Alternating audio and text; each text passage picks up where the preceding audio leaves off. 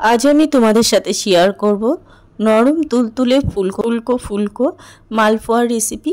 এই গরমের দিনে ঠান্ডা ঠান্ডা রাবড়ি আর এরকম ফুলকো মালপোয়া হলে কিন্তু দারুণ হয়। তো বন্ধুরা, দেরি না করে দেখে নিই কীভাবে বানালাম এই মালপোয়ার রেসিপি। প্রথমে একটা মিক্সিং জারে আমি এক বাটি সুজি, মানে 200 গ্রাম হবে, সুজিটা ফাইন একটা পেস্ট করে নেব। তো সুজিটা একদম ফাইন কিন্তু পেস্ট করে নিয়েছি।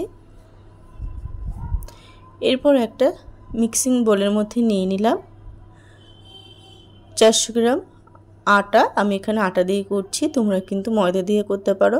আর দিয়ে দিলাম হাফ চামচ লবণ স্বাদ মতো, আর দিয়ে দিলাম সুজির আটা। আর এখানে দিয়ে দেবো গুড় 200 গ্রাম মতন। তোমরা চাইলে কিন্তু এখানে চিনি ব্যবহার করতে পারো। তো গুড় দিয়ে করলেও কিন্তু পিঠেগুলো কালার খুব সুন্দর আসে আর খেতেও ভালো লাগে। এবার অল্প অল্প দুধ দিয়ে একটা সুন্দর ব্যাটার তৈরি করে নেব। প্রথমে অল্প অল্প দুধ দিয়ে কিন্তু ব্যাটারটা রেডি করতে হবে। একসঙ্গে দিয়ে দিলে কিন্তু ব্যাটারটা একদম পাতলা হয়ে যাবে। তো ব্যাটারটা যত ফেটানো হবে ততই কিন্তু মালপোয়াগুলো ফুলকো হবে আর নরম হবে। তো বন্ধুরা, ব্যাটারটা কিন্তু আমার রেডি হয়ে গেছে। তো ব্যাটারটা ঠিক এরকম হবে, তোমরা দেখে নিশ্চয়ই বুঝতে পারছো। এরপর আমি একটা কড়াইতে সাদা তেল গরম করতে বসিয়েছিলাম। তেলটা গরম হওয়ার পরে এটা লো টু মিডিয়ামে রেখেছি। তারপরে হাতা করে করে এক হাতা ব্যাটার আমি দিয়ে দিলাম। দেখো, তেলটা যেহেতু গরম ওই জন্য কিন্তু মালপোয়াগুলো খুব সহজেই ফুলে উঠেছে। আর এপিট ওপিট একদম লাল লাল করে ভেজে নিয়ে আমি মালপোয়াগুলো নামিয়ে নিলাম।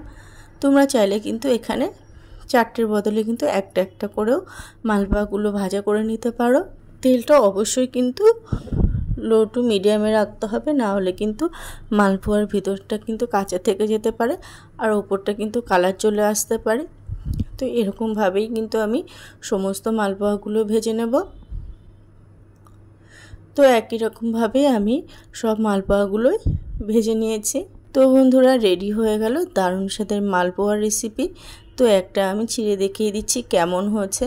দেখো, ভিতর থেকে একদম সফট আর নরম আর ফুলকো হয়েছে। তো বন্ধুরা, রেসিপিটা তোমাদের কেমন লাগলো অবশ্যই কমেন্ট করে জানিও। ভালো লাগলে লাইক শেয়ার করার অনুরোধ রইল। ইউটিউব থেকে দেখলে চ্যানেলটি সাবস্ক্রাইব, আর পেজ থেকে দেখলে পেজটি ফলো করার অনুরোধ রইল। আজ এই পর্যন্তই, আবারও হাজির হব অন্য কোনো রেসিপির সাথে।